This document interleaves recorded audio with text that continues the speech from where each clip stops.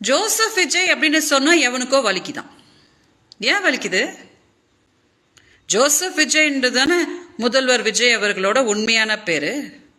உண்மையான பேரை தானே அவர் வச்சிருக்கிறாரு. ஏதாவது பொய்யான பேரை மக்களை ஏமாத்துறதுக்கு வச்சிருக்கிறாரா? சும்மா எதாட்டாலும் குத்தம் சொல்ல வேண்டியது. பேசினா தப்பு, பேசலனா தப்பு, மூச்சு விடலனா தப்பு, மூச்சு விட்டா தப்பு. பைத்தியங்களாடா நீங்க?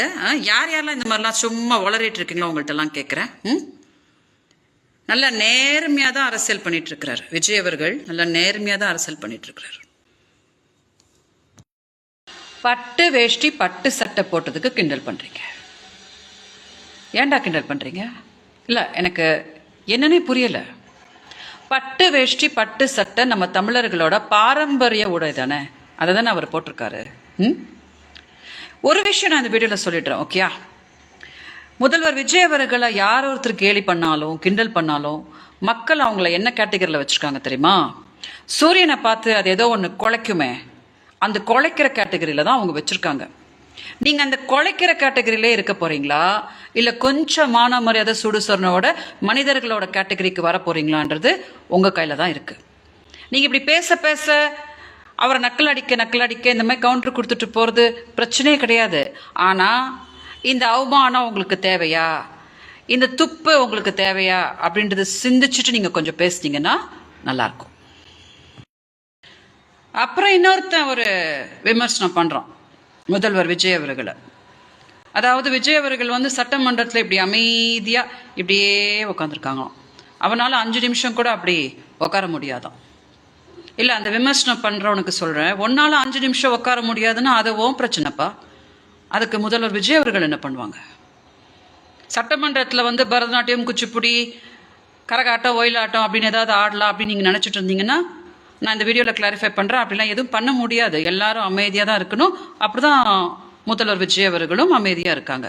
இல்லை, எனக்கு இந்த வீடியோவில் என்ன சொல்லணும்னு தோணுதுன்னா, நீங்களாம் என்ன அடிமுட்டாளுங்களா இருக்கீங்களடா, என்ன அடிமுட்டாளுங்களா இருக்கீங்கள. உங்களெல்லாம் நம்பி ஏதாவது வாக்களிச்சு தமிழ்நாடு மக்கள் ஏதாவது தமிழ்நாடு அவங்கள்ட்ட கொடுத்துருந்தா என்ன ஆயிருந்திருக்கும்ல. மக்களுக்கு என்ன நன்றி சொல்லணும் தெரியுமா? புத்தியா வாக்களிச்சு விஜய் அவர்களை முதல்வர்கள் ஆக்கி தாவேக்காவை ஆட்சிக்கு கொண்டு வந்தாங்க பாருங்க. முதல்வர் விஜய் அவர்களுக்கு இந்த வீடியோவில் நான் வணக்கத்தை தெரிவிச்சுக்கிறேன்.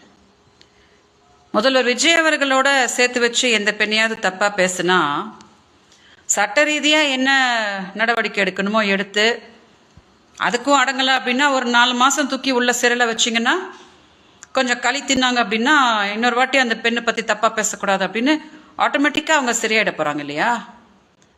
அதை விட்டுட்டு நீங்கள் அந்த பெண்ணை பற்றி தப்பாக பேசினா நாங்கள் விஜயலட்சுமியை பற்றி பேசுவோம் அப்படின்னா அது எப்படி சரியாக வரும்? அது தப்பு தானே. அவங்க தான் இந்த மாதிரி கீழ்த்தனமான ஒரு அரசியல் பண்ணுறாங்க. நாமளும் அந்த மாதிரி பண்ணால் அப்புறம் அவங்களுக்கும் நம்மளுக்கும் என்ன வித்தியாசம்? அண்ணனுக்கு அது கெட்ட பேர் ஆகாது?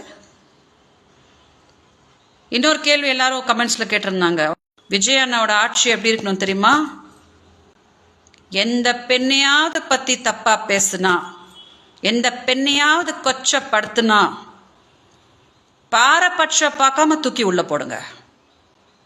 முட்டிக்கு முட்டி தட்டுனா இன்னொரு வாட்டி அந்த பெண்ணை பத்தி தப்பா பேசக்கூடாதுன்ற பயம் ஆட்டோமேட்டிக்கா வந்துடணும். அப்படி பண்ணாதான் மக்கள் அண்ணா மேல வச்சிருக்கிற நம்பிக்கைக்கு ஒரு மதிப்பு இருக்கும். ஓகே, எங்க இருந்தாலும் என்னோட அன்பு உங்க எல்லாரும் கூட இருக்கும். தமிழ்நாடை நான் பார்த்துட்டு தான் இருக்கேன். தாவைக்கல இருக்கக்கூடிய எல்லா சொந்தங்களுக்கும் என்னோட வணக்கத்தை தெரிவிச்சுக்கிறேன். உங்க எல்லாரோட அன்பும் உங்க எல்லாரோட ஆதரவும் எப்பவுமே என் கூட இருக்கணும்னு கேட்டுக்கிறேன். வணக்கம். பண்ணா அப்புறம் அவங்களுக்கும் நம்மளுக்கும் என்ன வித்தியாசம்? அண்ணனுக்கு அது கெட்ட பேர் ஆகாது? இன்னொரு கேள்வி எல்லாரும் கமெண்ட்ஸ்ல கேட்டிருந்தாங்க, உங்களை திமுக வாய் அடைச்சிட்டாங்களா விஜயலட்சுமி அப்படின்னு கேட்டாங்க. 2011 தமிழ்நாடு மக்களுக்காக நான் போராடிட்டு இருக்கேன். அப்போ ஆட்சியில் இருந்தது அஇஅதிமுக. திமுக எங்க வந்தாங்க? திமுக தான் என்னை இயக்கிட்டு இருக்கிறாங்கன்னா நான் ஏன் கர்நாடகாவில் உட்காந்து கஷ்டப்பட்டு இருக்கணும்? நான் தமிழ்நாட்டில் ஓஹோன்னு வாழ்ந்துருப்பேனே. நான் தான் வீடியோஸ் போட்டு விஜய் அண்ணா கிட்ட கேட்டேனே, அண்ணா என்னை தாவைக்கால சேர்த்துக்கோங்க, எங்களையும் காப்பாத்துங்க விஜய் அண்ணா அப்படின்னு நான் தான் வீடியோஸ் போட்டேனே. லாரி அடிச்சு சாவே அப்படின்னு யாரோ சொன்னாங்களா? அப்போ கூட நான் தைரியமா அண்ணனுக்காக குரல் கொடுத்தேனே. ஸோ நான் எந்த கட்சி அன்றும் கிடையாது அப்படின்னு அதிலே வந்துடுதே. மீண்டும் சொல்றேன், நான் எந்த கட்சி அண்டரும் கிடையாது, எந்த கட்சியும் என்னை கண்ட்ரோல் பண்ண முடியாது, என் வாய் அடைக்க முடியாது. இந்த வீடியோ உங்களுக்கு பிடிச்சிருந்தா லைக் பண்ணுங்க, ஷேர் பண்ணுங்க, கமெண்ட் பண்ணுங்க. மறக்காம நம்ம சேனலை சப்ஸ்கிரைப் பண்ணுங்க.